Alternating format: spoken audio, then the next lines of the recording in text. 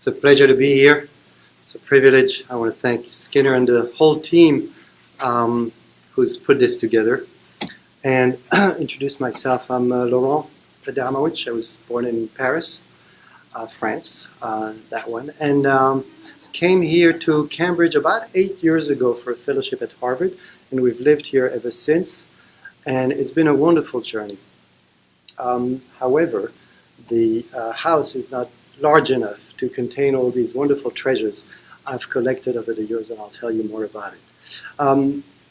Over the last 8 years, I've been running, after a long career in food, a program in nutrition. And I'm the founder and president of ECHO, Eradicate Childhood Obesity Foundation, where we are committed and dedicated to ending childhood obesity in the United States. But let me go back in history a little bit. When we bought that first house together with my wife, who is here today, our first son was 2-year-old, and we were looking for objects and things to put in the house and decorate this new country house.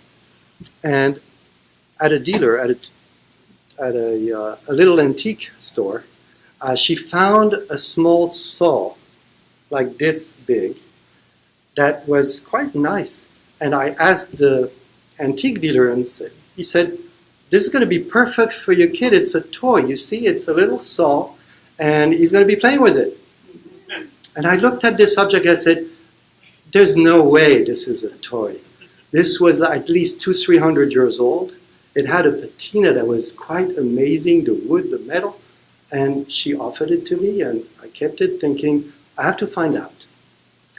Many, many months later, after doing research, I found a dealer in Paris who was an expert on tools and said, "Oh, of course not, it's not a toy.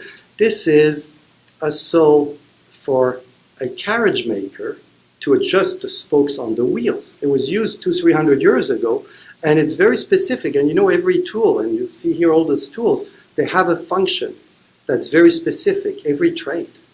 And it started that journey for me of researching as a hobby, those tools, their function, and their history.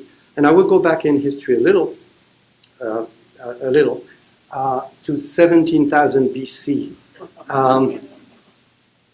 Not because there are tools in this room from that era, but because of the symbolism of this amazing sculpture found in France in the grotto in Dordogne. And that is the earliest representation, a human representation of a sculpture, so other than the paintings in those grottos.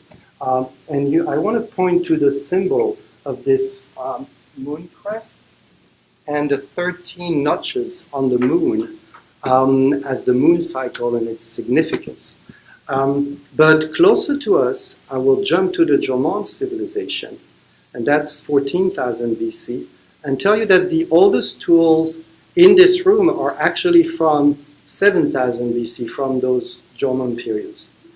And to me, it's really special because when you hold some of these axes and tools that are 1,000 years old, you can almost feel that presence. The tool is the extension of the hand. That's how they were built, to allow humans to build something, not just to protect themselves or feed themselves. And build they have. But from the pyramids, we have a legacy, but not so many tools. And when you look at the Greek civilization, it's a bit of the same. They're extraordinary monuments, but very few tools in those museums, including in Athens, and all the anthropology department will tell you, we don't know. Until you get to the Romans. And that's a different story. Two things happened that are extraordinary with the Romans. Is first, they love documenting everything. So we have a lot of writings on the Romans and how they built things and how they made them with what kind of tools. The second is something extraordinary happened in 79 AD, and that's the Vesuvio, burying pretty much Pompeii in ashes. First century, and an entire city is gone, disappeared underground in rocks and ashes. But uncovered, it revealed even the tools of the men who built that city. And that Roman metal plane on the left is some of these extraordinary tools that were uncovered in Pompeii in the 1st century. And what's interesting and to me fascinating is they really show the build and the construct of a plane today, and certainly for centuries to come. And when you look at the one on the right, this is a German plane, it's bronze, it's here in the room on the shelves, and you can take it and see it's pretty much used the same way. It has the same construction. The period I focused the most in my research over the last 30 years, I've been researching the tools and their symbols, has been pretty much from those Roman times until the one on the right. So that's an Italian plane on the left. It's, again, built on the Roman model of a metal plane. It's iron, and it's dated about 1550, time of Michelangelo. The one on the right is where I stopped researching the tools because they become industrial. It's the patent plane, also in this room, but to me it's less interesting. I found this one particular because René Chardoyer was the first to patent a plane in France and registered the first patent for a plane. And what he brought to the tool is the angle, the adjustment screw that allows varying the angle of the blade so that you could adjust the smoothness of the wood of those planks you were going to work on. And I'm going to jump to back in history to what I mean by Roman times, the beginning of Roman times to me, and what I find interesting also is the history of this fortress of Inchtuthil.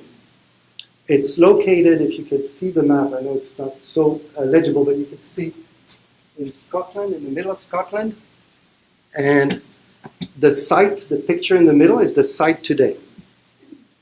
There's still a trace of this fortress of Inchtuthil, the way it's represented on the right, and that was the farthest north point of the Roman Empire in the 1st century. At the same time of the eruption of the Vesuvio, just a couple of years later, in 82 AD, General Agricola, who runs the fortress and the garrison, is told, you have 3 days to evacuate, you have to leave, there's trouble in the Roman Empire, we need to retrench south.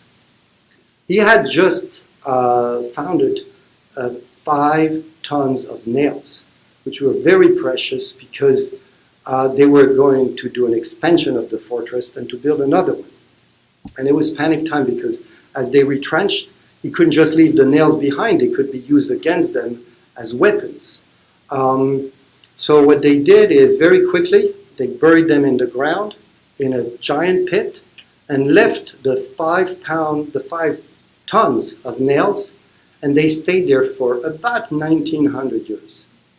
What happened is in 1961, a professor from Oxford who was doing digs in archaeology on the site said to his students, there's this big brown stain there, why don't we dig further? And 12 feet down, they found the nails. 5 of those nails are here in the room, and I encourage you to take them and hold them and see what they look like. They're so sturdy and resistant, and they've gone through 2,000 years because the Roman had secret recipes for iron, and they would never share those. But that's another story. So those tools from, those nails from Inchtuthil Roman fortress, again, are here as a testimony. But I will also talk about the nails in another relationship to symbolic relationship to religion.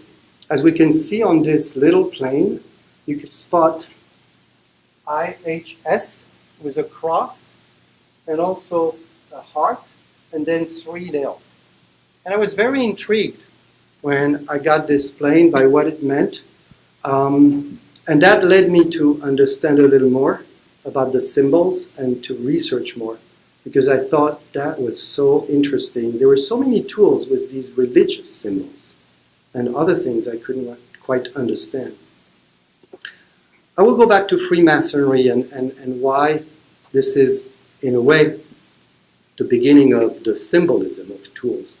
When we look at the Crusades and the Knight Templars in the 11th to 13th century in Paris, A lot was going on, of course, but the most important thing that happened under King Saint Louis, or Roi Saint Louis, he's the only French king of all the ones I know who got his name from a town of the New World in the Midwest. So I'm not trying to pronounce it. But he did something quite unique. He was called a saint because he was a big promoter of the Crusades and participated personally in 2 of them and died in Tunis on a crusade. But also, he wanted order in the kingdom. He wanted order in Paris, and he mandated Étienne Boileau, the then mayor of Paris, to put the house in order, to request from every trade, every corporation, that they tell their rules. Because all the rules had been oral. It was the oral tradition of training artisans in every corporation. But all of a sudden, with Boileau's manuscript, that he took 10 years to write and finally published in 1258, that gave a pause to the wars between the carpenters and the masons in particular. These were the 2 corporations at war for a few centuries. They were critical and valued by the king, who originally had a master architect from the mason and a master architect from the carpenters. But King St. Louis, under the influence of Boileau, changed that. And he said, we're going to give the masons precedent. They become the official royal architects to the limits of the carpenters. So it didn't end all the infighting, and if you've ever built a house, you know what it is.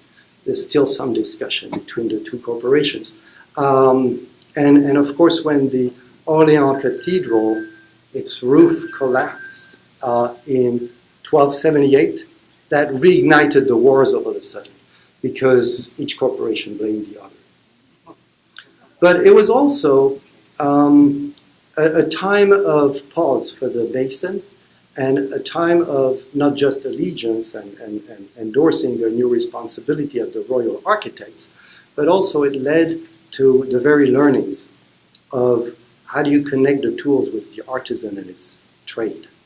And I will even claim it led to the creation of modern Freemasonry in 1717, and it lasted over those centuries. As the Masons had the responsibility of training. So when you look at the Book of Trade again and you go back to Boileau, each corporation laid out its rules. So the training was a long process for an artisan. Just to give some examples, a baker had to train for 4 years before actually putting the bread to cook in the village oven. A hat maker, felt hat maker, had to train for 6 years. A goldsmith for 10, a crystal maker for 10 or 12 years. And these were minimums. The mason had 7, 8 years of training. And what's interesting with Freemasonry is not just the symbolic Freemasonry of the non-operative, as the Masons call them, the speculative Masons, but that the rules relied on the tools. And I found it really interesting. So, of course, the Freemason tools, like this compass here, that's from 1783, have a signature that tells you it was made by a Freemason. In this case, the 3 points. And the process of learning went from no points to 2 points if you were near completion of your companionship to learn your trade in your own corporation, and 3 if you were accomplished. And that's also the symbol used by the Freemasons as a signature and recognition. But it's very tiny, you can barely see it. You see this middle piece, it's part of this, and on the side and inside the arm, and that's where the 3 points are hidden on the H of the signature. Same thing, if I look at this little saw that you'll see in the back there, you'll see a stairmaker saw. It's dated 1757, sorry. It has a little iOS here, it's mysterious, we'll find out why. And the little crossed compass and square. And that's the symbol, again, of Freemasonry, is the cross of the compass and the square. And depending on your level of apprenticeship, That's the last phase, and I'll come to that. They're crossed on top of each other for full completion, or across like this, like they are here, one on top of the other, or like this. So the mallet was the beginning of the apprenticeship of the mason, because as you start using the chisel, you start forming the mind. And this is the beginning of apprenticeship. With the plumb bob, you learn verticality, and you learn ethics. And you learn that everything has to be straight, figuratively and conceptually. And with the level, this is your next level of apprenticeship, you have to learn fairness and equality in the relationship with your co-workers, your patron, the other artisans.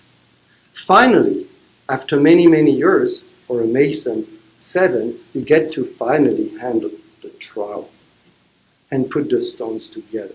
It's a little bit like becoming a sushi chef today. You know, where you have to train for cleaning, and then just to make the rice for 4 years before you get to finally touch the vegetable and ultimately the fish, it takes 7 years. So same principles apply here. And the ultimate consecration is when you finally can sign your tool with the square and the compass. And that means you've accomplished your Tour de France. You've gone around the country and learned the trade, and you're able to finally not just sign your tool, but train others. So the square is so important. I'll show you one example here of a boxwood square made by the Bottle family. I point to it because it's a special history. This is a family of artisans that can be traced about 400 years from the early 1600s, as I found out in a little town where they were born in Harrietsham, in England, in the South Kent. And I've learned a lot about this family and all the different trades that they worked in.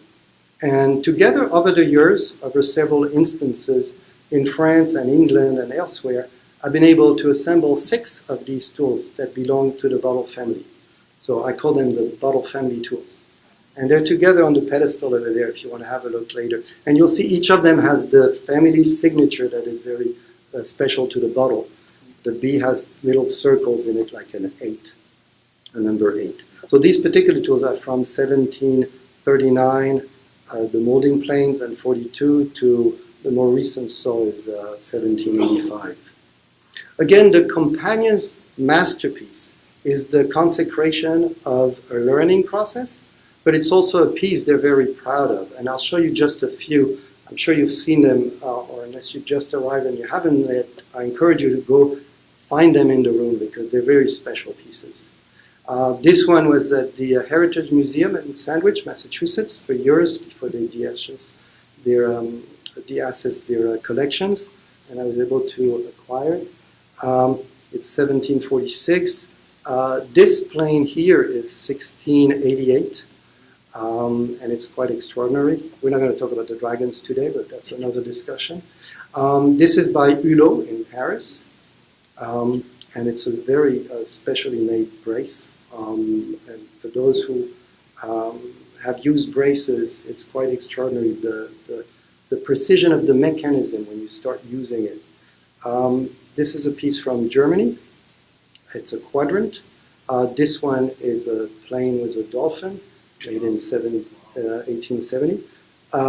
This is a companion masterpiece that was presented, and it says on it, if you look at it in the window over there on the left, you can look at all the details and both sides of the raft that represent one corporation of companions.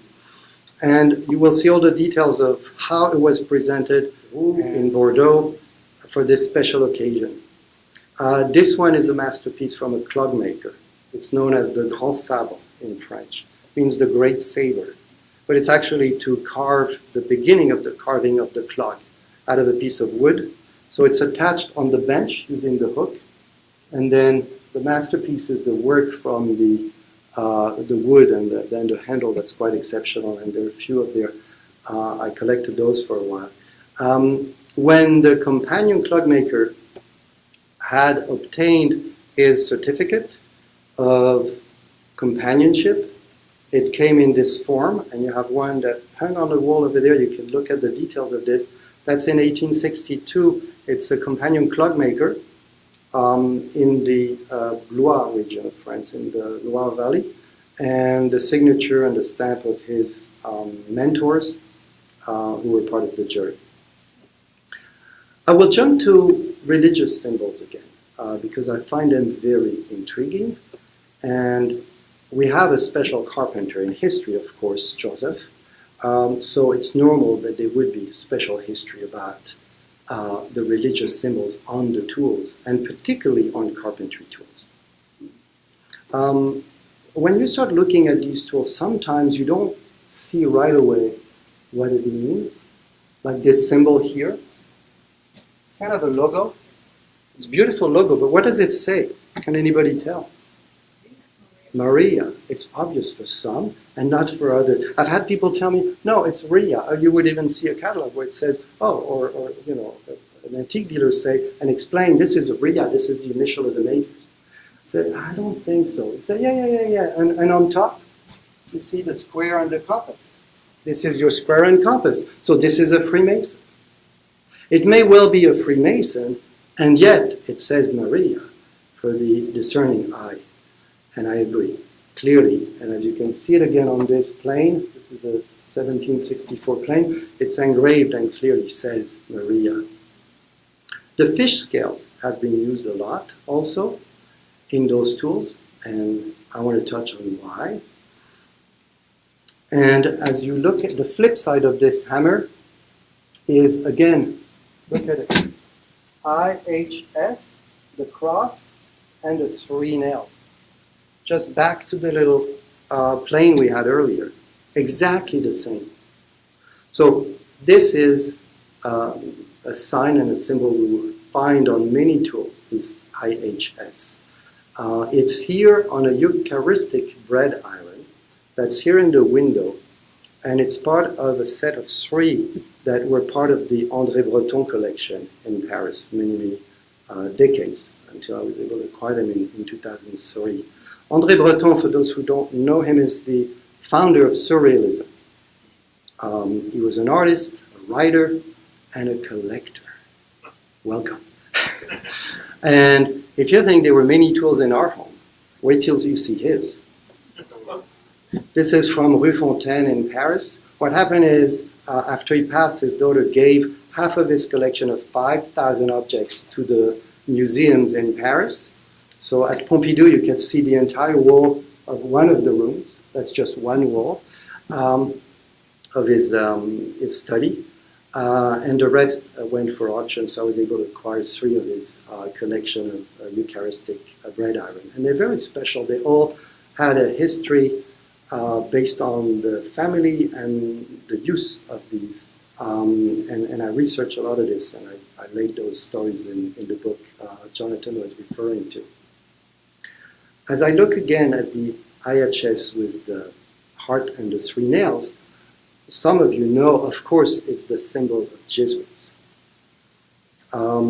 So closer to us, not so far from here, San Ignacio de Loyola, the founder of the Jesuit Society, that's a representation, a sculpture of him in BC, right at Boston College. And I wanted to know and research a little more, how did this happen? How did the Jesuits form? And what is the basis for this particular symbol? So I found the first trace of IHS to be written on some coins, Roman coin from the 8th century. And it says those words here in Latin, meaning Lord Jesus Christ, King of Kings. And that's the first instance where you see IHS used to represent Jesus.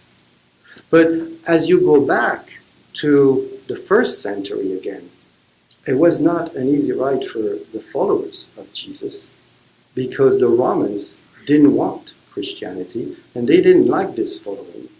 And it wasn't until Constantine the Great, who was marching on Rome in 312, who was a pagan and believed in worshiping the sun, but he wanted to take Rome. So he was with his army of 50,000 men right outside of Rome, ready to wage battle. When he looked at the sky, and there was no sun, it was a cloudy day. So, kind of New England sometimes. But in the clouds, he declared he could read, and some of his troops could read as well, IHSV, meaning in hoc signo vinces. In this sign you shall win. He was so touched and taken by it, he said, if we win this battle against the 75,000 men that outnumbered them on the other side of the Tiber River, I will convert. History is history, and we know what happened. Of course, they won the battle. Maxentius, the general who had the 75,000 men, perished in the river. They drowned in the river. And not only Constantine converted, but in 312, he declared Catholicism the state religion of Rome. And that changed history in a serious way. For the Greeks, before that, and when the Catholicism was being persecuted in the earlier times, this is what I meant, the Greeks had a different symbol of Jesus. For them, Jesus was best represented by the fish. Hence, all these symbols of fishes and fish scales on tools, which was a discreet way to show your allegiance and yet be there with a presence, but not too obvious for the discerning eye, we'll say. So what you see is the fish on some of those tools is very prominent, like on this green oak plane over there. But on some, it's more discreet, that it's just the fish scales. But it clearly means Jesus. And you see it associated, like on those bread marks, with the fish scale and the cross, and sometimes just the devilfish scales, like on this must blade that's used to cut the must in winemaking. And then again, I'm going back to the little saw, and I want to talk about the iOS again. Remember we said there was the Freemason here and a little iOS there. That again, because of the particular relationship of the mason, the carpenters to their patrons, but also their allegiance, sometimes they didn't want to be so prominent. And the iOS was very, very discreet. And you find it in at least a dozen tools in this room, but very subtle. This is a long, long plane from Switzerland, and it has this iOS somewhere in the middle of this. This one is even better hidden. It's behind the blade. You see the little eye here, the little piece of eye? This is the iOS that's hidden behind. And to finish with the symbol of iOS and its meaning, one cannot avoid mentioning that it stands not for an operating system. It stands for the color purple in Greek. That's Ios. So with that, I would like to talk about another topic, and if you allow me, to say how fleur-de-lis became, by order of the king, the royal symbol. Because, again, many, many tools have the fleur-de-lis. And I was taken aback. I said, where did it come from? I need to research it. So here we see the fleur-de-lis in a book. Fleur-de-lis stands for lily flower. And you see three of them together as the royal symbol. But as we go back to how it happened, again, there's a story behind every flower. This one is French King Clovis, who in 496, when he was coronated, said he received a white lily flower from an angel. And most people believed it. And he said, because of this special gift, I want to make this flower the symbol of my kingdom. So it became very, very closely associated with the royal family and his dynasty. suspicion, and then the Bourbons after him. So it lasted for 600, 700, 800 years. It lasted so much that under King Philippe Auguste, he made it a mandatory royal emblem, but one that was forbidden to non-court members. And then Philippe de Fer took it one step further. He said, we are creating the royal semis, meaning the blue fabric, the azure fabric with the golden lily, and only the royal family can wear the fleur-de-lis. 3 if you're part of the family, but only 2 if you're a nobleman given the privilege to wear it. And by special consideration, if you've done some heroic act, then the king would grant you 1 fleur-de-lis that you can wear. And people wore these proudly. This, I'm going back to the bread iron, Eucharistic bread iron, used for Mass to make the hosts. And you'll see one of them, this one is from 1686, is the one that celebrates the kingdom of Henri de Navarre, who was also known as King Henry IV. He's the one who actually, from Navarre, where he was king, took over all of France and merged them together. Hence, his logo is the combination of the Navarre logo of the chains with the triple fleur-de-lis for his royal acquisition. And he's the one also famous for saying, I'm not giving France to the Navarre people, I'm giving Navarre to the French. And created a dynasty. So this particular bread iron is interesting. This is the flip side of it. There's always 2 sides to the host when it gets baked. And that flip side shows, again, Jesus, Maria, the cross, 1686, and the heart with interesting spirals that got my attention. And again, I saw this and I told my wife, I said, I have to find out what the story is of those spirals. Let me try to figure it out. And it became another journey. In the meantime, and again, I'll point to the Eucharistic bread iron from the André Breton collection. This one has the lamb, and again, the fleur-de-lis that's spread out, and it's from 1749. So again, the triple fleur-de-lis, you'll find it on the compass, you'll find it on planes, you'll find it everywhere very visible, pretty much until something happened in 1789. And of course, it wasn't quite right to prominently walk around town with your fleur-de-lis anymore. So you better hide it. And that's what artisans, workers, companions started doing. They said, hey, we're still believers of royalty, our patron. We're the builders of the cathedrals, but we'll be a little more subtle about the fleur-de-lis. So they started hiding them. And it's interesting how you see on some of those tools a tiny little stamp of fleur-de-lis somewhere on the tool. This one is a bench vise, and the fleur-de-lis is the back of it that attaches to the bench, so you really couldn't see it when it's together. Only when you take it apart and photograph from under can you see it. On this one, on the tobacco rasp, you can barely spot the little fleur-de-lis stamp, but there's a prominent statement that says, Vive le roi. It's a private object, so it's not visible, but it's a strong supporter of royalty who wants to state his claim.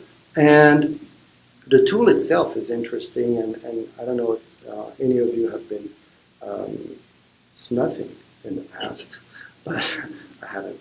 But I find the construction of the tool so interesting, because nowadays what you grate is pretty much Parmesan cheese or carrots on a grater, and it just falls on your plate or your bowl. Here, it's contained into a container that's underneath the rasp. So it stays within the tool, and it has this cover that flips over. And then the tobacco root that is grated can fall right into the spoon at the end, so that you can snuff it directly after you've grated it. There's nothing like fresh tobacco. Right? So we're under Napoleon term, And until 1814, those royalists were very active and adamant to bring back royalty. And they finally did. It was short-lived.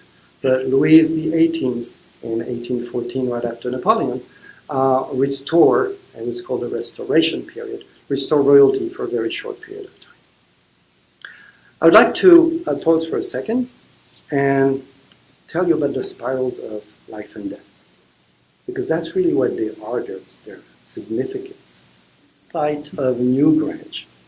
I don't know how many of you have heard of it. You've heard of Stonehenge, but who's heard of Newgrange? Not so many people. This is right before the pyramids were even built. It's quite an extraordinary site in Ireland. I haven't been personally, I've seen and read a lot about it though, and found out this is the earliest account of those spirals, with their meaning being associated by the archaeologists and anthropologists studying it to life and death. And you see the circle of Stonehenge is a little more recent. The site itself is 3000 BC, and the circle is 2500. But what's really interesting to me is that connection of life and death, and the saying that one represents life with its spiral going clockwise, and the other one death with the spiral going the other way. True or not, it just happens that the armorers is the trade that uses the spiral the most. And the scrolls and the spirals are very present in armorers' tools, you will find out. So these tools that are here in the room are not so old as Stonehenge, of course, but they are from about 1600. At the time that Jan Bruegel painted the masterpiece of Venus at the Forge of Vulcan. And I would gladly, again, encourage you to hold these tools and see what they represent and the workmanship that goes into making them, because they're really amazing. Those armorers' tools in particular, with their connection to life and death, because the responsibility of the armorers was quite something when making armor for their patron, for the kings, and the soldiers. And it's best exemplified in these paintings from 1600 by Jan Bruegel, where you actually see the tools on the ground. I encourage you to do a little bit of Google their own research, and because they're not so visible on this image, but you can see those tools there, and quite a few of them, laying on the ground of the forge. So the armor, again, by Peter Paul Rubens, and a very famous painting by Rubens in 1612, The Return from War. Again, you see the tools of the armorer right there, from the pincers, the square, the compass, the drills. It's very interesting. And this is one example of the spirals being used by an armorer. If you haven't seen it, just have a look at this amazing axe. Again, another tool by an armorer is the saw, dated 1660, where you see the two scrolls right on top in the middle, and you see it again here. But other tools have that too. It's not just the armors, but I was very intrigued by that. You see it in Cooper's tools. Here is a quite a large knife to use for rounding and marking the top of the barrels. It's from 1757. It also has the 3 points of the Freemason. And this one is a Cooper's hoop die. The one that the Coopers used to put the barrel together, the hoops, the circles, are done by the blacksmiths, but this is the tool that's used to assemble them from the staves, the sides of the barrels. And then you will see again quite a few of these scrolls and spirals in some of the planes. They're quite amazing. And of course in the French bread knife that's hanging on its pedestal over there. And that's a really special knife from Brittany. And finally here again, as we saw it before, in the little heart. So what's the connection between life and death and the heart? Well, the heart is omnipresent. You will see the heart in all these tools. And also because we like the heart, and with my wife we would collect a lot of objects just because they have a little heart, a kitchen thing, to hang things, to bake things, to like a cake mold. And sometimes the heart like this one, the little hook, that's an apron hook. There's a collection of 14 of them in a case right in the back there, where you can see the hook in the 18th and 19th century, by each corporation representing its tools on the hook itself that they use to tie their apron. But many of them chose just the heart for representing their corporation as opposed to a tool. I don't know what happened there, but more hearts. And again, from a butter mold to a bread mark to a marking gauge, you see the bleeding heart. But why this shape that's most common? The shape that is round and pointy, when actually the human heart is not round and pointy. Where did it come from? I wanted to know, because I kept seeing it everywhere. It's on planes, it's on compasses, it's on this plane here, and it's even on the Slater's tool, right here in the middle. I thought this one was particularly beautiful. It's completely handmade. It's the earliest Slater's roofer's tool I've ever seen, and it's exactly the same design as one from the Maison de l'Outil in Troyes in France that has a collection of unique tools like this. So again, more research, and I found it. It was right there. That's the first representation, known representation in writing of the heart, Roman de la Poire. It's a manuscript that's at the National Library in Paris of a tale and a romance about a pair, about lovers exchanging fruits, but also you see this lover offering his heart to his lover, and that was supposedly the first representation. But then I went back, researched more, talked to a lot of people, and they said, no, there is another representation of the heart. But you have to go back in history much more. You have to go back to the 7th century BC, and you will find the trace. And it's visible today in the coins of Cyrenaica. So what's that? I've never heard the name of this country. Has anybody heard of it? It's what's known today as Libya, is all of this. Cyrenaica was just a little strip here, and it goes right into the desert like this arch. And in the 7th century, it was first colonized by the Greeks and then taken over by the Romans. It was so well known. It was known as the 5 cities country, Pentapolis, by the Greeks. And then the Romans named it the main city, which was at North Cyrenaica. Why was it so famous? It was the richest provinces of the empire for one plant that it produced that was so much sought after that it was the seeds of that plant of silphium were worth more than its weight in gold. It's absolutely unbelievable. This plant has disappeared. It was harvested to death, talking about life and death, because it had 2 magical properties. And it was so much sought after. One of them was used as an abortion pill. It could actually be used, and it's documented, and we find accounts in Roman literature of this plant producing the seed of silphium used for abortion. And the other magical property, again, no proof of this, the plant is extinct, but the other documented use of this plant was as an antidote to poison. And if you were Roman in the 7th century, this meant a lot. So you had to have this handy. And it just happens that this symbol of life and death is also a seed, as you find on some coins. This is the actual pod and the shape of the seed of silphium. As we find from these coins, and I found some at the Museum of Archaeology in Philadelphia, for example, and other museums that have those coins that show the silphium and the pod and the little heart.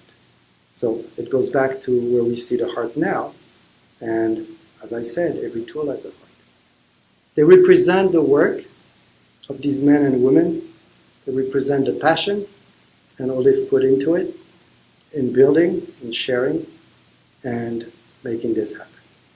Thank you.